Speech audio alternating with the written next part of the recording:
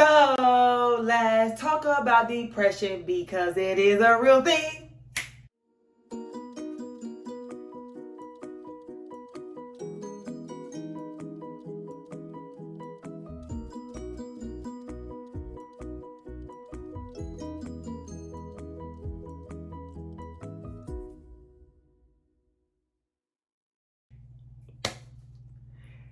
So, what's good, y'all? What's happening? Show kind of be hungry. Come back at y'all with another putting answer the phone. What's happening? That's me. Listen, this is my fourth YouTube video. I'm proud of myself. I told y'all I'm on a 90-day YouTube marathon to upload a YouTube video every day for the next 90 days. Right? Why? Because I'm a YouTuber now. I am like a content creator, okay? I'm trying to get flued out to the YouTube summits, okay? I'm trying to become, you know what I'm saying, a YouTube summit girly, okay? So, I can only do that if I upload YouTube videos, and that's that on that. But, welcome to my channel. I'm Asia, your whatever homegirl. I will be whatever homegirl you need me to be legally. I done already told y'all. I tell. Snitches get stitches, stitch me up, and that's that on that. But this video is going to be talking about depression. Yes, I said depression. Baby, let me tell y'all how postpartum depression turned into like full-blown depression. Baby, yo baby. When I say I did not know, so my kids are 16, right? So I got pregnant at 17. I had my kids at 18, walked across the stage pregnant, went to prom pregnant. And so quite naturally, this piece of hair is getting on my nerves. My braider, she braided my hair, child. I don't know how she just missed the whole piece. Like, what? And then the piece just like popped out one day. I don't even know how it popped out. So I'm going to see if I can like put some jam. I don't know. Anyway, it was distracting. So, of course, at 18, like I had no clue. I had never heard of postpartum depression. When I was in the hospital, the nurses, the doctors, nobody ever told me about postpartum depression, none of that. All I knew is that I was severely sad all the time. I cried all the time. I just thought like, okay, I'm crying because I now got these kids. I'm somebody's mama. I don't know what to do. Ain't nobody taught me none of this. Right? I had no business doing what I was doing to get pregnant, but that goes to show y'all better listen to y'all mamas now, because my mama, she had been told me, she said, Asia, she said, one thing you don't want to do is get pregnant. I didn't get pregnant on purpose. You know what I'm saying? I had an oops baby, you know, and stuff like that. And so it was like, oops, girl, you pregnant. And I was like, oh no, you know what I'm saying? Like, I'm black and you know, we don't get rid of our kids, so I gotta keep it, right? And that's what happened. So my mama, child, I said, Lord, let me tell you something. When I had them kids, I learned real quick. I said, fool me once, won't fool me again. I said, baby, let me tell y'all something. I don't see how the girls be out here giving these men's kids. I don't love nobody that much to give a man another child. I ain't got it in me, baby. You get what I'm saying? Like, nah, I ain't married. So, I don't know how the marriage stage of me may look. I'm 35. That's real close to 40. So, it's just kind of like, you know what I'm saying? Like, do I want to be like 38 with a 2-year-old?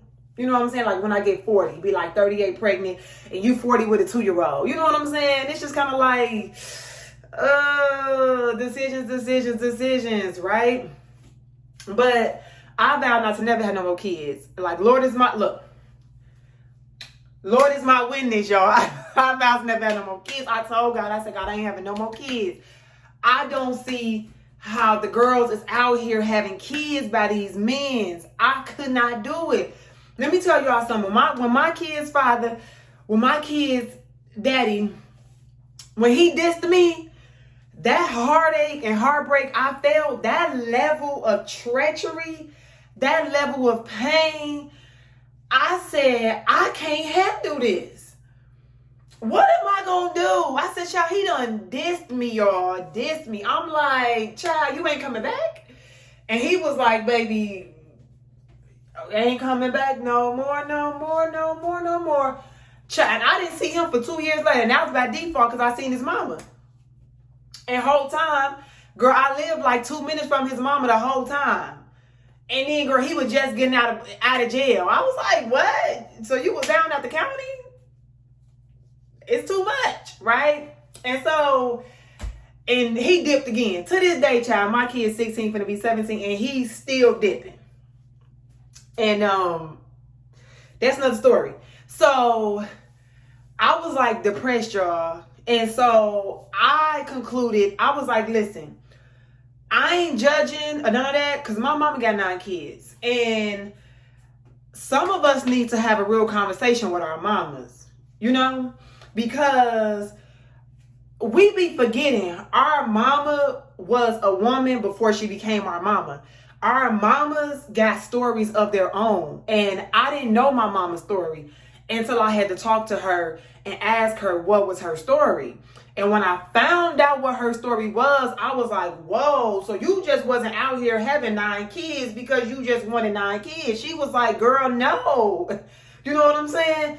But her story, I was like, wow, it was just a lot. So we really need to have a conversation with our mamas because we need to know our mama's story. You know what I'm saying? Not just from like a mom-daughter perspective. We need to know our mama's story from like a woman-to-woman perspective. You get what I'm saying? Because a lot of stuff that my mama went through in her lifetime, I noticed that in my lifetime, I kind of duplicated some of the same things. Mine is having a lot of kids, right? So when I had a conversation with my mama, see, I'm going to get back to the depression, but I'm just like a side note. But when I had a conversation with my mama, I found out that my mama, she said her 20s was the worst years of her life, right? My 20s was the worst years of my life. My mama, her teen years were not the best. My teen years were not the best. You see how like it's going? And so I was like, wow, but I found all this out when I had a conversation with my mama. But I had a conversation with her when I was like in my late 20s. That's when I like really was like, girl, what is your story? Because I knew her story a little bit in and out. But when she fully blown told me her story, I was like, oh my gosh, girl, like a lot of stuff in my life could have been avoided had I just came down and hollered at you a lot sooner, you know? And that's that on that. But so I had these kids and I had twins. So imagine being told at 17, you're not only pregnant, but you're pregnant with twins. And you finna be not just one child mama, but 2 child's mamas. And I was like, Lord have mercy. I said, God, what I'm going to do with 2 kids at 18, 2 kids, right? So it's like, congratulations, grad. Welcome to the real world. And also welcome to motherhood. And I was like, Lord have mercy. What am I going to do? And what I did was I had like great support from my family, my mama's, aunties, sisters, brothers, cousins. Like I had a great support system from my family. Thank God for that. But something in the inside of me felt broken and I didn't know how to fix it. And I would always find myself just like really sad all the time. And so this went on for years. And so now my kids are 1, okay, 2, 3, 4, 5, 6. I'm like, okay, oh child. Where I live by a lot of grass. And so it's like bugs be coming in. It's annoying. Anyway, so now my kids are like 6, 7.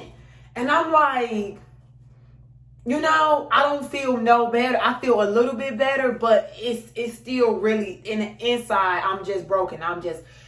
And when I noticed that like when I really got like that, like I didn't eat. I only ate snacks. I literally just ate Flamin' Hots, drunk me a drink, ate me. I used to eat ice real bad. I used to eat like 2-3 cups of ice a day from Sonic's. And so, and I was just like, why do I feel this way? And so now my kids are like 8, 9, 10. Now they 10. Now I'm 28. And I'm like, okay, something ain't right. Something is not right, right? And so then I had went to therapy at 30. Now we 12 years and my kid's 12 now.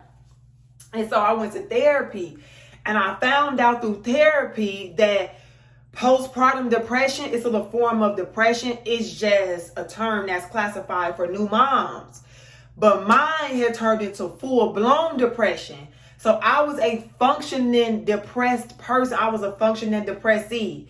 I was just like, I would go with the motions, go with the course of my day, because I had to just keep going, right? I had to keep going. But I was always sad. I would be in Walmart, and I would just literally feel the need to tear up, and I'd be like, girl, you got to get yourself together, get it together. Because me and my kids was always together all the time. And because I learned a long time ago, if your kids don't want to be somewhere, don't make them. Don't make them. If your kids say, mama, I don't want to go to auntie house, I don't want to go to uncle house. Okay, you ain't got to go. You ain't got to go get in the car. You ain't got to go, because I learned that we listen to kids. They are small people, but they're still humans. They're just tiny. You know what I'm saying? So we have to learn to listen to them and learn to value their voice when they're saying things, because kids say things for a certain reason. So it may not be nothing bad going on at auntie house, or it may be. Or it may not be nothing bad going on at, whomever house they don't want to go over, or it might be. Or sometimes a child, they just feel certain ways the same way we feel certain ways. And if you ask them why you didn't want to go over there, they probably just say, mama, because I just wanted to kick it with you for the day. You get what I'm saying? Stuff like that. I mean, I get it, we got to do what we got to do. But it's just that, a lot of mistakes, we run into a lot of mistakes, and we hear a lot of stories later about how mom, I kept telling you I didn't want to go to auntie house because of this happened, that happened. And then, being sexually taken advantage of, all type of stuff. So I learned a long time, your kids don't want to go somewhere, don't make them. So that's the rule I applied to myself and me and my kids. And my kids didn't have to ask to go nowhere. I was just like, y'all ain't going. Literally, when you seen me, you seen them. We were always together, especially in their younger years. I was like, oh no, baby, I got to protect y'all by any means necessary, because even though I'm going through, I got to make sure y'all good. I'm not going to just drop y'all off anywhere and be like, well, because I need me a little break. I was just like, girl, please, that break may cost me, you know what I'm saying, not having a break later, because what if something happened to my kids and now, you know what I'm saying, in their adult life, they're still traumatized by what happened at whatever age, at whomever house, because I didn't listen to them.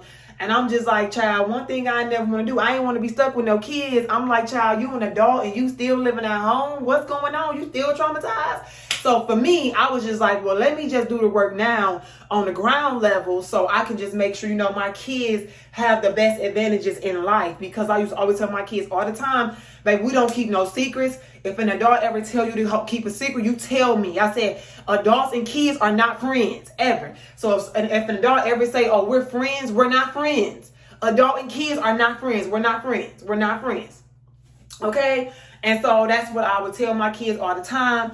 I taught my kids a song. It was called the No Touch Zone song. I sure did, because I had to let my kids know nobody should ever be touching you on your mouth, on your, on your chest, on your private parts, or on your butt. And you should never be touching nobody in those areas neither. And baby, I taught my kids the No Touch Zone song. I made that song up. And I sure did. And baby, let me tell you something. It was a teacher at one of my kids' schools. He tried to, he thought he was slick, okay? And my son came and told me, he said, mama, he gonna tell me, don't tell nobody that, he was, my son loved basketball. And he was in elementary school at the time. And he said, mama, the teacher told me that, if I was do my work and be good, he'd take me to the gym to play basketball.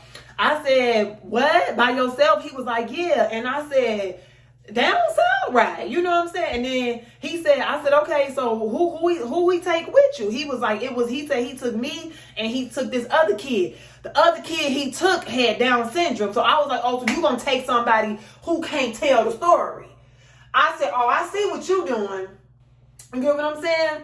And I said, so what's going on? He said, mama, but I'm telling you the story because one, it was weird to me. He said, then two, he told me, don't tell nobody. Don't tell the other kids because they'll want to come too. Baby, let me tell you something. When I say I bust my car, a U-turn in that street, I went back to that school.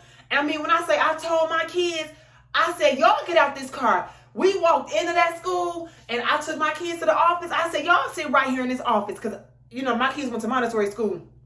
So it was like real family friendly. So they knew me, they knew my kids. And at the time, the receptionist, her name was Miss Brenda, R.I.P. Miss Brenda. And I said, Miss Brenda, I said, can the kids sit here real quick? I just got to run upstairs. She said, girl, yeah, right? And baby, I marched back up them stairs, and I told him, school is over now. And at the time, school was over. So I said, excuse me, can I talk to you, Mr. Whomever? I ain't gonna say his name. And he was like, yeah. And I told him the story my son told me. I said, why would you tell him that?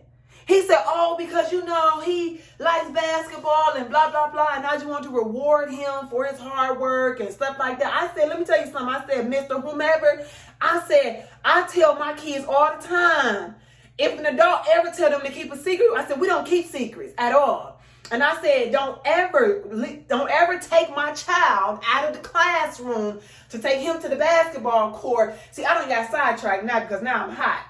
Baby, it's like reliving it all over again for me, but I'm going somewhere with this. I'm gonna wrap this up. And so, child, I said, I don't play them games. I said, my child is to remain in the classroom with the rest of the kids where everybody can see him, okay? And I said, and if you going to the gym, if he going to the gym, that means everybody going to the gym. That means everybody playing basketball. Everybody finna, you know what I'm saying, be seeing everybody. I said, so I don't know if they didn't tell y'all that down at the Teachers Academy. I said, baby, but over here, we don't do that. And he was like, oh, okay, I didn't mean no offense, blah, blah, blah. And girl, let me tell y'all something. He got a little salty at me too.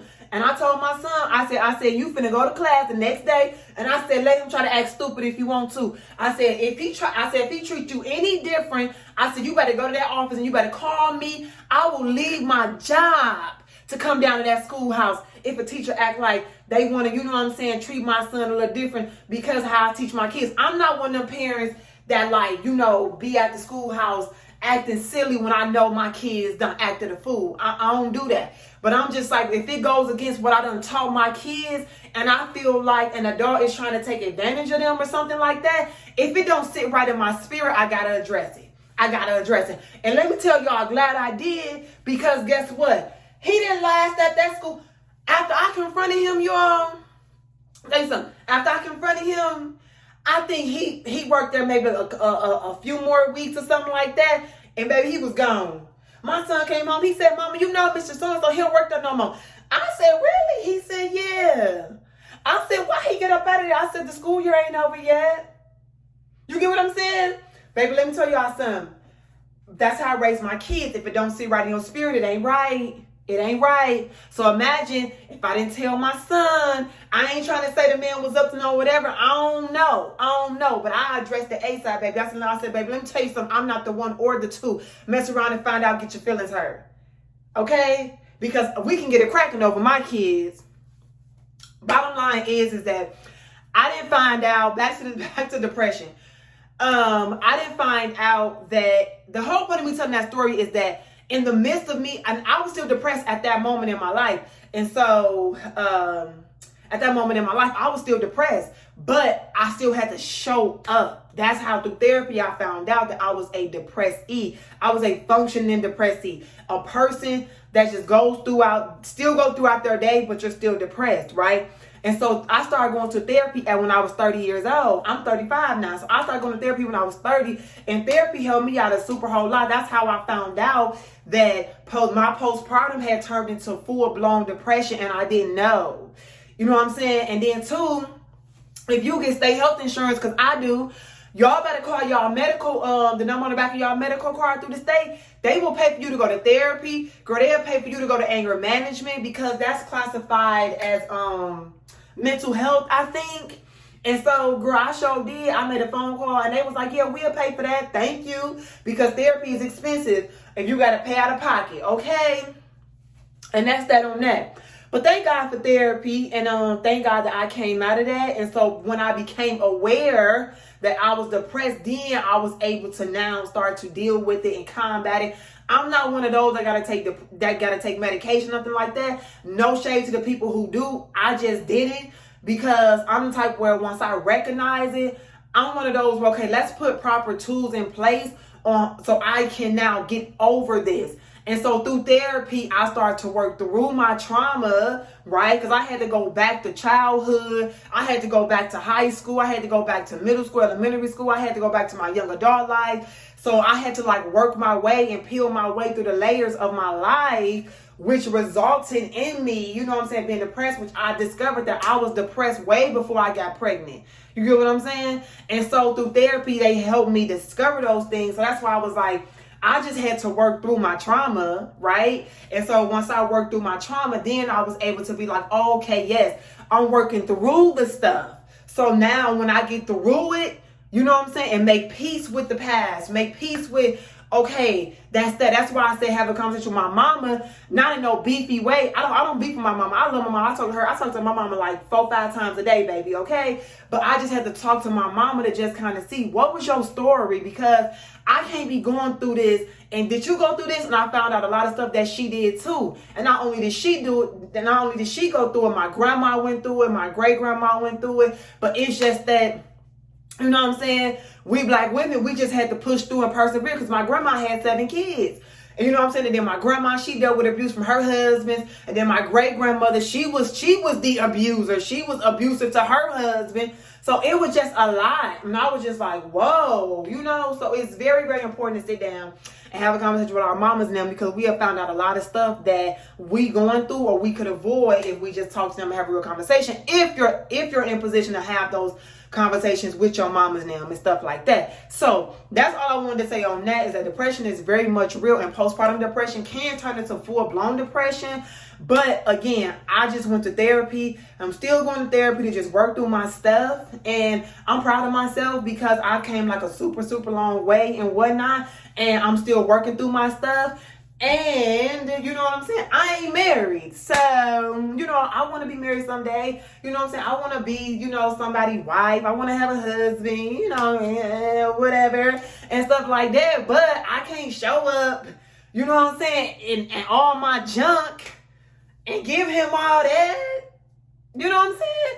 I wouldn't want him trying to show up and give me all that. So with that being said, it's your whatever homegirl. Come back at y'all with another one. But it ain't answer the phone always when I call y'all. And until next time, always know, if God be for us, who can be against us? And if you are going through depression, please reach out to your medical provider and try to get some help, okay? Because you will not win if you try to do it alone. And that's that on that.